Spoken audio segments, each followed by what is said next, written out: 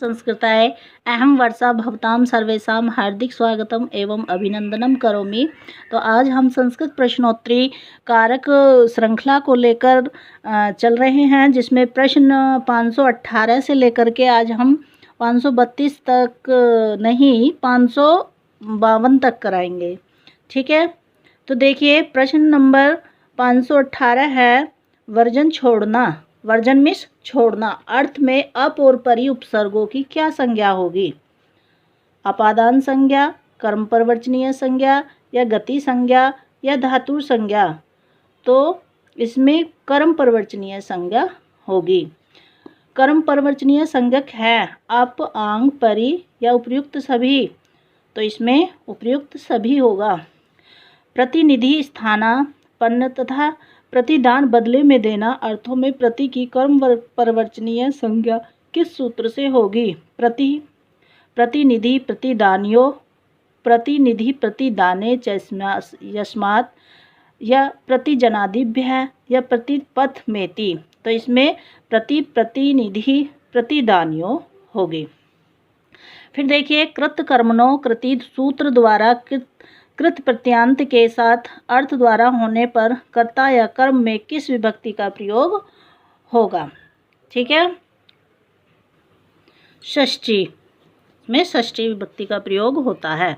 फिर देखिए कर्त कर्मणो कृति सूत्र से षष्ठी विभक्ति किस में हुई है? जगतः कर्ता कृष्ण है, कृष्णस्य कृति, सूत्रकारस्य है कृति या उपर्युक्त सभी। तो इसमें उपर्युक्त सभी होगा। फिर कतस्य च वर्तमाने सूत्र द्वारा वर्तमान में विहीन कत प्रत्यय के योग में किस विभक्ति का विधान किया जाता है? पंचमी, षष्ठी, चतुर्थी या तृतीया? कतस्य च वर्तमाने। बी राज्ञां मतः, राज्ञां बुद्धः, राज्ञां पूजितः। इन उदाहरणों में षष्ठी का विधान किस सूत्र से हुआ है? कर्त कर्मणो कृति से, कृत्यानां कर्तरि वा या कतस्य च वर्तमाने या अधिकरण वाचिनस्य। तो इसमें कतस्य च वर्तमाने।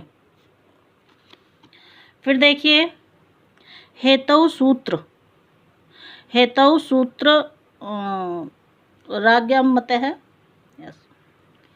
हेतु सूत्र द्वारा हेतु में प्राप्त तृतीय विभक्ति का बाधक अपवाद सूत्र है। षष्ठी हेतु प्रयोगे, हेतु मिति च या हेतु हेतु मतो लिंगी या उपर्युक्त सभी। तो हेतु सूत्र द्वारा हेतु में प्राप्त तृतीय विभक्ति का बाधक अपवाद सूत्र है षष्ठी हेतु प्रयोगे। फिर देखिए अन्यस्य हेतुर्वस्ति। इस उदाहरण में अन्न शब्द में षष्ठी विभक्ति का प्रयोग किस सूत्र से हुआ है? हेतु षष्ठी शेषे, षष्ठी हेतु प्रयोगे या हेतु मति च। तो ये षष्ठी हेतु प्रयोगे। ठीक है, नेक्स्ट निमित्त पर्याय प्रयोगे सर्वासाम प्राय दर्शनम। इस वार्तिक द्वारा किस विभक्ति का विधान किया गया है? प्रथमा, द्वितीया, षष्ठी या सभी विभक्तियों में? तो निमित्त पर्याय प्रयोगे सर्वासाम प्राय दर्शन में सभी विभक्तियों का विधान किया गया है। जिसकी प्रसिद्ध क्रिया से किसी अन्य की दूसरी क्रिया लक्षित होती है, वहाँ किस विभक्ति का प्रयोग होता है? वहाँ पर षष्ठी, सप्तमी, पंचमी या चतुर्थी। तो यहाँ पे सप्तमी का होता है। गोसु द्युमानाशु गतः। यहाँ गो शब्द में सप्तमी विभक्ति का विधान किस सूत्र से हुआ है? यस्य च भावेन भावलक्षणम, यतस्य निर्धारणम, आधारो अधिकरणम या यस्य विभाषा। तो गोसु द्युमानाशु गतः। तो ये यस्य च भावेन भावलक्षणम, अर्थात एक क्रिया के होने पर दूसरी क्रिया तुरंत हो जाती है, उसे यस्य च भावेन भावलक्षण कहा जाता है। फिर देखिए यतस्य निर्धारणम सूत्र से निर्धारण में समुदायवाचक शब्द से किस विभक्ति का विधान होता है? षष्ठी, सप्तमी, पंचमी या केवल ए और बी? तो यतस्य निर्धारणम, हाँ तो ये इसमें ए और बी होना चाहिए। ठीक है, हाँ तो इसमें षष्ठी और सप्तमी विभक्ति दोनों होती हैं, दोनों का विधान होता है, इसलिए ए और बी दोनों सही हैं। यतस्य निर्धारणम सूत्र का उदाहरण है गवाम गोशु व कृष्णा बहुक्षीरा निरानाम नृषु व ब्राह्मण श्रेष्ठः या छात्रानाम छात्रेषु व राकेश पटुः, ये उपयुक्त सभी। तो ये तस्य निर्धारणम में उपयुक्त सभी उदाहरण है ये, ठीक है। फिर देखिए मर्यादा और अभिविधि अर्थ में आंग की क्या संज्ञा होती है? उपसर्जन संज्ञा, कर्म प्रवर्चनीय संज्ञा या संहिता संज्ञा या गति संज्ञा। तो मर्यादा और अभिविधि अर्थ में आंग की कर्म प्रवर्चनीय संज्ञा होगी। अभिव्यापक आधार का उदाहरण है तिलेषु तैलम सर्वस्मिन् आत्मा पेयसि घृतम, उपयुक्त सभी।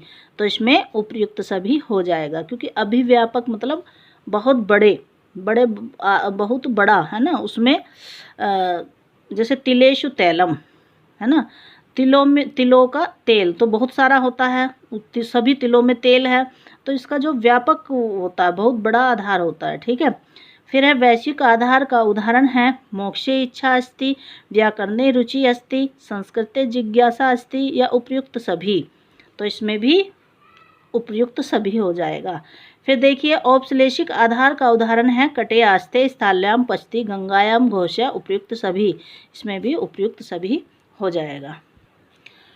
अग्रे पश्यन्तु अपादाने पंचमी सूत्र से पंचमी भक्ति का विधान हुआ है। ग्रामाद आयाति, वृक्षात पर्ण पतति या धावतो अश्वात पतति या उपयुक्त सभी। तो इनमें अपादान संज्ञा अपादान पंचमी में उपयुक्त सभी होगा। भाई गांव से आता है, वृक्ष से पत्ता गिरता है और भागते हुए घोड़े से गिरना, तो ये सब उपयुक्त सभी हो जाएगा। ये सब अपादान पंचमी में होता है।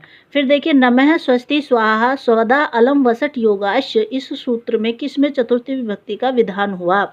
हर्ये नमः प्रजाभ्य स्वस्ति, अग्नये स्वाहा, पितृभ्य स्वधा, इंद्राय वषट, दैत्योभ्यो हरि अलम, उपयुक्त सभी। तो देखिए इसमें सभी में ये जो सूत्र है नमः स्वस्ति, इसमें नमः स्वस्ति स्वाहा स्वधा वषट अलम इन सभी में हैं, इन सभी सूत्रों में है। सभी जो ये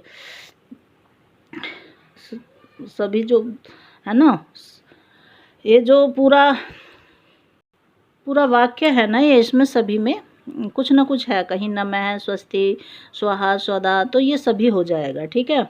फिर देखिए अपाय में विश्लेष या वियोग में जो अवधि बना हो वह कारक क्या कहलाता है? अपादान, संप्रदान, करण या अधिकरण।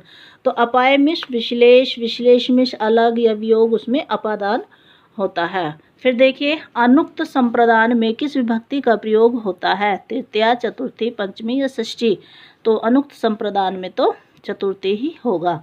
विप्राय गाम ददाती में विप्र शब्द से चतुर्थी का विधान क्यों किया गया? क्योंकि विप्र निर्धन है, क्योंकि विप्र अकारांत पुल्लिंग है, क्योंकि विप्र संप्रदान कारक है, क्योंकि विप्र गाय चाहता है।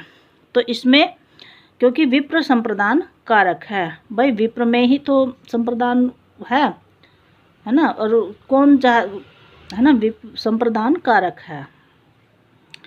जो ब्राह्मण है, ब्राह्मण को गाय दी जाती है, तो जिसको दी जाती है ना, उसमें चतुर्थी विभक्ति लगती है, इसलिए ये संप्रदान कारक है। अनुक्त कर्ता और करण में किस विभक्ति का विधान होता है? प्रथमा, द्वितीया, तृतीया, चतुर्थी। देखिए अनुक्त कर्ता और करण में तृतीया विभक्ति होती है। फिर देखिए जब किसी कारक की अपादान आदि विशेष संज्ञा न कहनी हो तो एकथितम च सूत्र से उसकी कौन सी संज्ञा होगी? कर्म संज्ञा, करण संज्ञा, संप्रदान संज्ञा, अधिकरण संज्ञा। तो उसमें एकथितम च से कर्म संज्ञा होती है। फिर देखिए एकथितम च इस सूत्र के संदर्भ में कितनी द्विकर्मक धातुओं का परिगणन किया गया है? तो 16 द्विकर्मक धातुओं का परिगणन किया गया है। तो 16 द्विकर्मक धातु कौन कौन सी है? दुहु, याच, पच, दंड, ची, ब्रू, सास, जी, क्षम्यताम, दुहु, याच, पच, दंड, रुद्र, प्रच, ची, ब्रू, सास, जी, मथ, मुस, है ना, और ह्री, कृष, वह। तो इस तरीके से 16 द्विकर्मक धातु हो जाती हैं, ठीक है। द्विकर्मक धातुओं में प्रथम परिगणित धातु कौन है? याच, पच, दुहु या दंड। तो कौन सी है?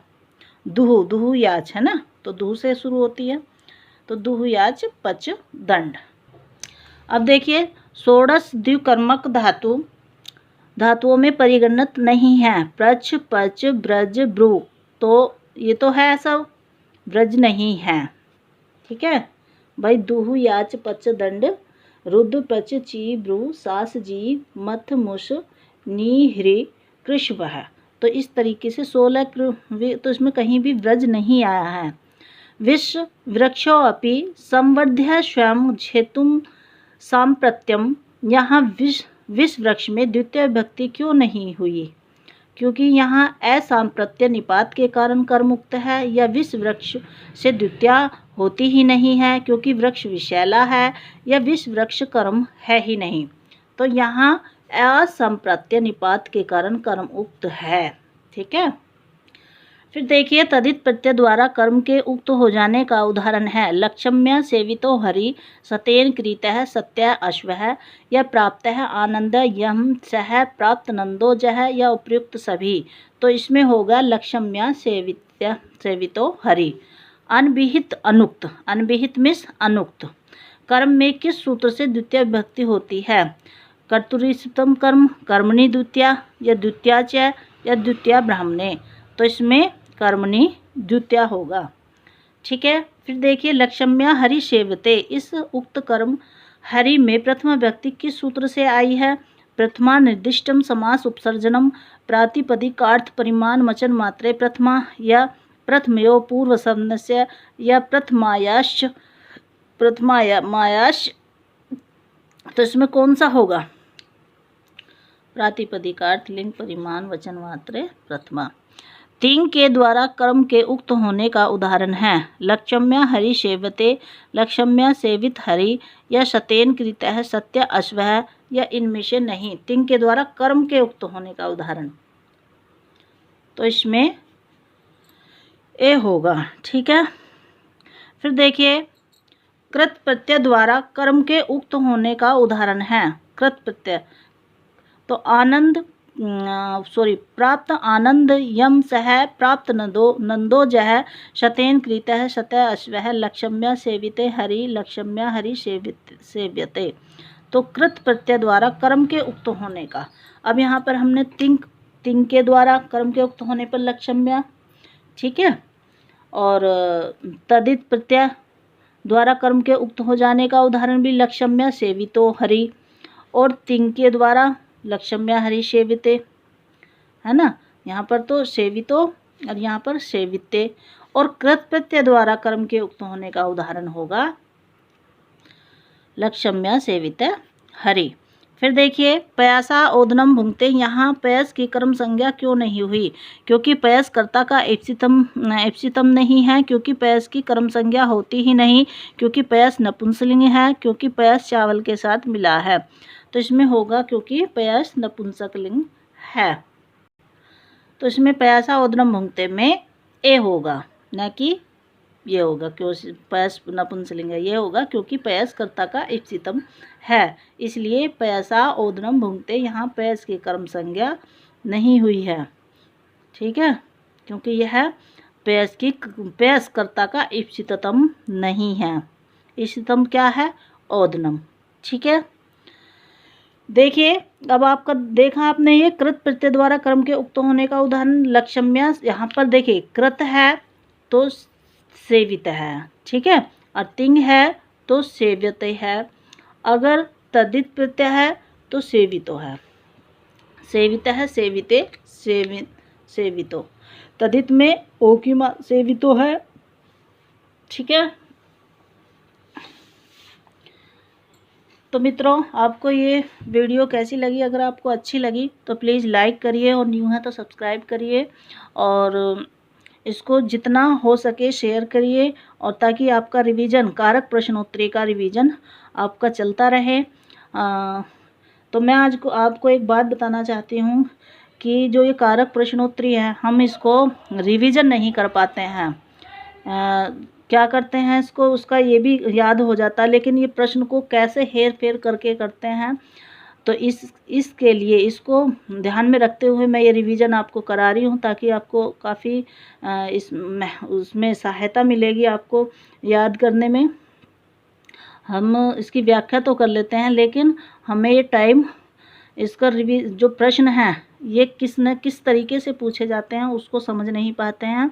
उसको समझने के लिए, आसानी से आपको याद हो जाए, इसके लिए ये प्रश्न मैं करा रही हूँ। तो मित्रों, अब मैं अपनी कहानी को विराम देना चाहती हूँ। कल फिर मिलेंगे इसी कारक प्रश्नोत्तरी को लेकर के। तो इसी के साथ नमः संस्कृताय, धन्यवाद।